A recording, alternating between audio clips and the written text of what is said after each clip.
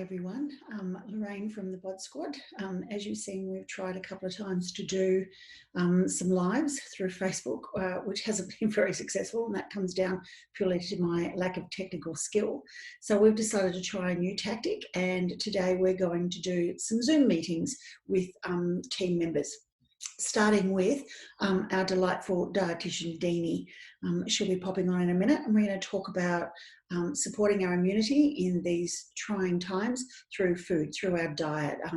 Apparently there are lots of ways that we can do this, and Deeni's going to educate us and lead us down the path of a much healthier diet and one loaded with what we need to support and increase our immune system. So I'm really looking forward to all the things that she has to tell us. Hi everybody, back here, Deeni's here, yay, Deeni's here.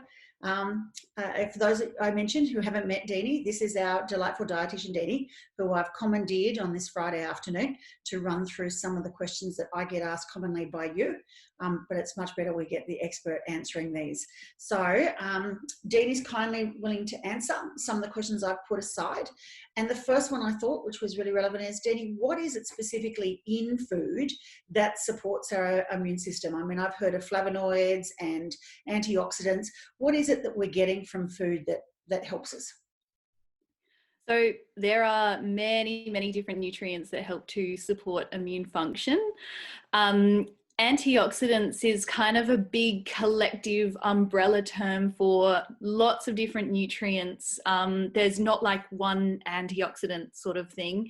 Flavonoids are one type of antioxidant, as are various different vitamins and minerals. Flavonoids in particular, so they're a type of antioxidant that is found mostly in kind of more vividly colored fruits and vegetables. So if you think like dark, vibrant colored fruits and veggies, so things like red cabbage, capsicum, beetroot, berries, but also in things like coffee and tea even, and soy foods as well. So there's lots of different sources of flavonoids. And I guess overall, when it comes to antioxidants, it's just worth saying in terms of sources of antioxidants, we're really only looking at plant foods. So anything in the plant kingdom that we would eat normally, be it, fruits, vegetables, nuts, seeds, beans and lentils, or grains and cereals. So all of those things can have varying amounts of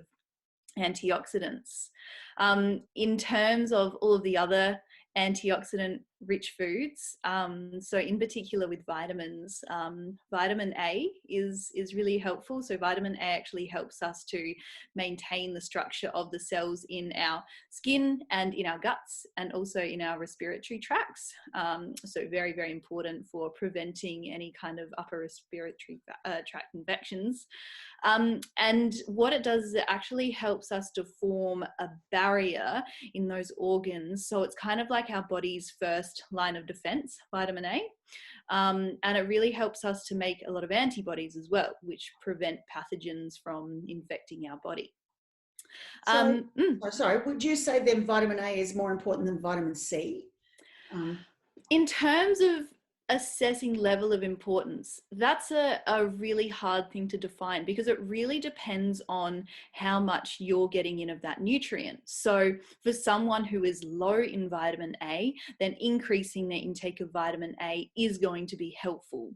Whereas if someone's getting lots of it, then increasing it any more may not be particularly beneficial. So it really depends on your particular dietary patterns. So in general, as I'm talking about these different foods, or nutrients and their food sources, if you're getting in a wide variety of all of these different food sources, or most of, then you're more likely to be getting in a good amount of all of these nutrients. So as long as you're kind of sitting at where we kind of recommend in terms of the goal or target intakes for each of these nutrients, it's kind of hard to say that one is better than the other necessarily. So if Yeah. you were thinking about this though from a point of view that you basically have a healthy diet, Mm-hmm. and we're a little bit, we're coming into the cold and flu season, Mm-hmm. and we're all obviously really worried about what COVID's doing. Mm-hmm. Would you think that there are more of these nutrients that you would want to consume than others? Like some, I believe, can be beneficial. Well, some of the research I've read has talked about them being beneficial potentially for cancer. Are there other ones that you would think, well, these are more of the kind of nutrients that you want to be consuming if you're worried about coughs and colds, as opposed to fighting off some sort of systemic disease? Mm-hmm. Well, I guess just generally across the board, all antioxidants are helpful. With something like vitamin C, that's one that's been studied a lot lately with COVID happening. There's been a lot of different trials looking at vitamin C intake and, whether supplemental forms might be particularly beneficial. We haven't actually got any great findings yet or anything to suggest that it would be particularly beneficial to actually supplement something like vitamin C. According to the evidence so far, we know that it can potentially be helpful to supplement vitamin C throughout the winter months, where that can potentially reduce the duration of a cold if it does come on. But as soon as you've actually developed the cold already, it's not particularly beneficial to start supplementing because your body's kind of you've already got the cold, so there's no kind of benefit from having that vitamin C then. It may be beneficial for athletes as well. There's some studies to show that people who put their bodies under a lot of physical stress can find benefit from vitamin C in terms of actually reducing the risk of a cold. So some studies show even up to 50% reduced risk of having a cold if they're taking like just a small dose of vitamin C, which is about 200 milligrams per day. And other people who just might be kind of more at risk of infections potentially could find some benefit from supplementing, but ideally you want to be going with food sources of these vitamins and minerals and generally the antioxidants as well. So we know that it is beneficial to just generally make sure you're getting in this wide variety of vitamins and minerals and antioxidants so that you can kind of do the best you can for your body. And a lot of people we find, particularly in winter, when our dietary habits tend to change a little bit and we might be having more stodgier foods and less variety as well, that's when it's really important to really kind of take stock of your diet and the sorts of foods that you're choosing and really try and aim to get in, as I said, more variety and really focus on getting in all of those plant foods as well.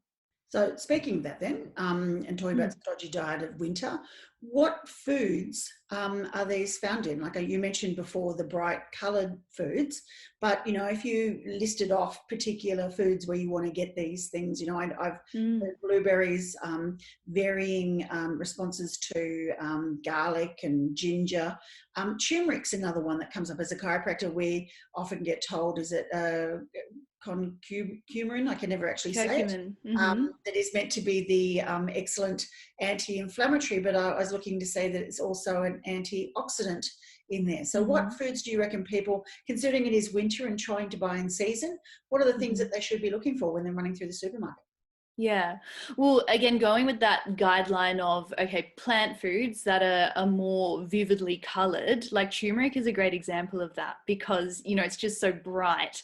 And that's a dead giveaway that it has a lot of different antioxidants in it. And just generally, it's quite nutrient rich as well. So turmeric's a good one. In terms of others, particularly with vitamin C, just going back to vitamin C, so some of the best food sources of vitamin C, not many people know this, but capsicums, they're much higher than oranges. Capsicums are really great, especially the red and green ones, not so much the yellow ones. Capsicum. I've heard these guys, good old kiwi fruit. Yeah, I was just about to say kiwi fruit. Yeah, really high in vitamin C. Berries, all berries really. So the more variety, again, the better. So raspberries, blueberries, blackberries, strawberries. Citrus fruit, yes, your lemons, oranges, grapefruit, all of those sorts of things.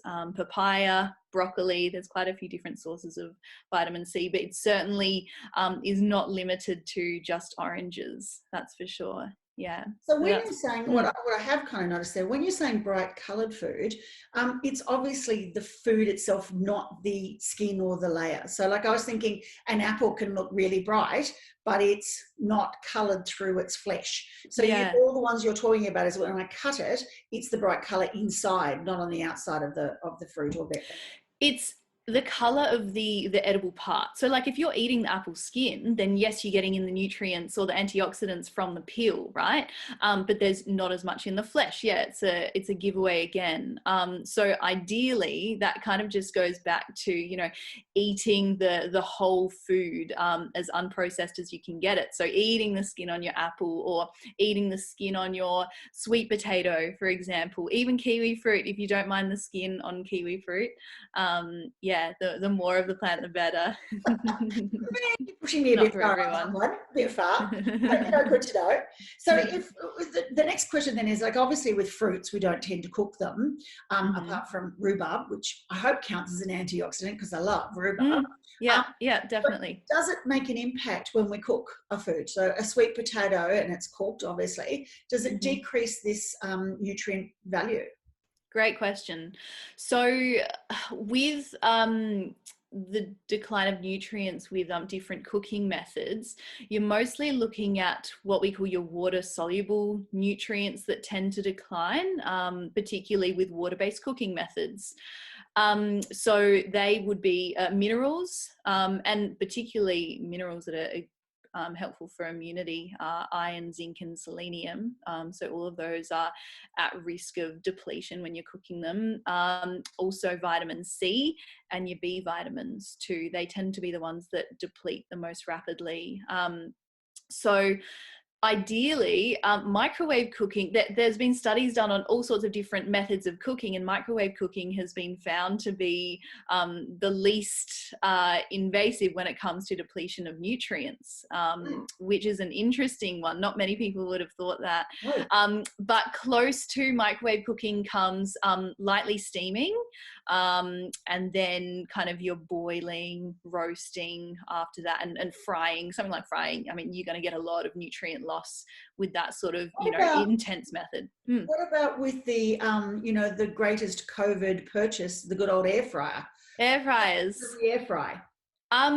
You know what? I'm not actually sure exactly how they compare to the other cooking methods, but I'd say it certainly wouldn't be anywhere near as good as microwaving. It's still quite an intense cooking process. So it's probably somewhere in the middle sort of thing. But I guess the main thing with cooking overall is to avoid overcooking your plant foods, because as soon as you overcook things, that's when the nutrient losses really speed up. So if you can just lightly cook things, when you're doing a stir fry, just cook things until they are, barely just cooked through. Or when you're steaming, really lightly steaming things, and, consuming, different plant foods in their raw form is going to be helpful as well. So salads and that sort of thing. Hard to get excited of a salad. I know you're the salad queen. You see Deeni, she has a massive roast veggie salads. Yeah, roast. You can have baby spinach. roast veggie salad. I can do that, but I'm not really the lettuce girl in the middle of winter. Okay, so then my next question would be, how much of these foods do we have to actually have some benefit? And obviously, as you mentioned before, that would differ if I'm feeling good and I want to do something that is building my immune system to get me to that point where I may be able to fight something off, as opposed to somebody who is depleted and needs to build those levels up. It's hard to put an exact amount on it. Again, it all comes to your overall intake of all of these different foods and how that looks for all of your mineral and vitamin levels. So, you know, something that I do with patients is get them to do a nutritional analysis where they either write everything down that they're eating, or they put it all into an app, and then we convert that data into my nutritional analysis program, which actually gives us a full kind of rundown, big like 10-page report, and shows us everything that you're getting or you're missing. So something like that would be a really in-depth way to look at that sort of thing, because we can't really say, you know, have half a cup of blueberries per day, or, you know, do this, because so many different foods that we eat in our diets have small amounts of these different nutrients, and it all kind of adds up.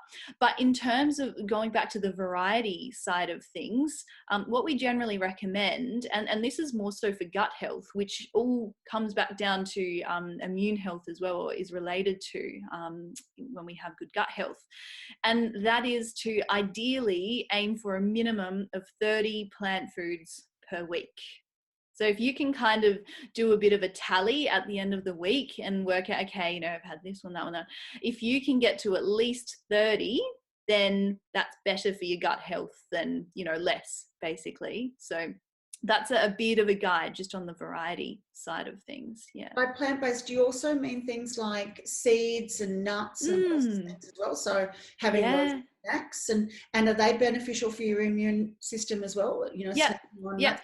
Are there any particular nuts or seeds that are better than others? Good question. So with nuts and seeds, they're going to give us a lot of vitamin E, and vitamin E is particularly helpful for preventing oxidative stress. I'll kind of sum up all of the nutrients at the end if you want me to, just to go through them all. But nuts and seeds, they also tend to be really good sources of zinc and iron and selenium as well, which are all helpful minerals for helping our immune cells to grow. So something in particular that's fantastic for immune health is the Brazil nut, and that is because it's really, really high in selenium. One Brazil nut contains something like 100%, if not close to 100% of your total daily selenium needs. So you don't even need to worry about getting it from anything else. You just have one Brazil nut a day and you're good to go. Cashews as well, they're quite high in selenium and zinc. Yeah, so I'm expecting you to come and check the nuts beside my my computer at work, and you know, I'll have my one Brazil nut every day. Beautiful. Okay, so if you could, it would be absolutely great what you're saying. Summing up the kind of the nutrients that we want to look for would be fantastic to help everybody, because I know this is helping me immensely. Yeah. Okay. So with your vitamins, you've got most of them really. You've got vitamin A. Amongst the B vitamins, because there's many different B vitamins, you're looking at vitamin B6, vitamin B9, which is also known as folate, vitamin B12 as well. So 3 B vitamins. Then you've got vitamin C, vitamin E, and vitamin D. So A, B, C, D, E. Then amongst your minerals, you've got iron, zinc, and selenium. What else? You've also got things like probiotics and prebiotics. So probiotics being a bacteria in foods that we consume that then contribute to the bacteria in our gut. And then prebiotics being foods that contain various types of fibers that help our probiotics and also our gut bacteria to actually thrive and proliferate. So they're particularly helpful as well. Probiotics are things like yogurts. Yeah, yogurts, all of those fermented foods basically. So not including sourdough because that's been cooked, so the bacteria have been killed off. But yes, yogurt, some of those fermented drinks that you can find out there, like kombucha, thank you. Yeah, those sorts of things. What about things like cheeses, bries, and these things? They've got a bacteria. Is that the right sort of bacteria? Not a huge amount of bacteria in those. It's particularly beneficial for our health. Yeah, and there are other things in those sorts of things that mean that you don't want huge amounts of them. But something like yogurt would be a much better option. Immune health, Deeni. Not take me off my cheeks. Okay, they have sources. They have sources of bacteria, but nowhere near as much as you're going to find in something like, Greek yogurt off of the shelf in a supermarket. Okay, cool. Deeni, this has been amazing. Like, I have learnt so much. We need to do these more often. We need to have little get-togethers and pick a topic. And I do say that to anybody who's watching out there. If you've got a topic you'd like to know something about that Deeni can help with, put it in down below, and we'll see what we can do to organise another get-together. Hopefully in the same room, not utilising me and my kitchen so that I can reach across and show you bright coloured foods, that we can actually just chat face to face. I'm looking forward to when we can do that again. But I just want to say thanks. Thanks very much. Really appreciate it, and I've learnt a lot. Is there anything else you wanted to pop in there? Nothing I can think of. We could also put this into a blog as well at some point. Yeah, we might actually do that. Pop it into one of our blogs. But so thanks again, Deeni. I really, really appreciate it. And I'm going to go off now and ponder how I get hold of some Brazil nuts, because I like nuts. So that's good. And I'm going to go and do a little bit of reading on these other things like selenium and some of these other minerals that I didn't actually realize were important. We know the big ones, we know the B's and the C's and the likes, but so I've learned a lot. So thanks again, and I think that'll be the end of this very first inaugural blog. Okay, thanks, Deeni. Bye.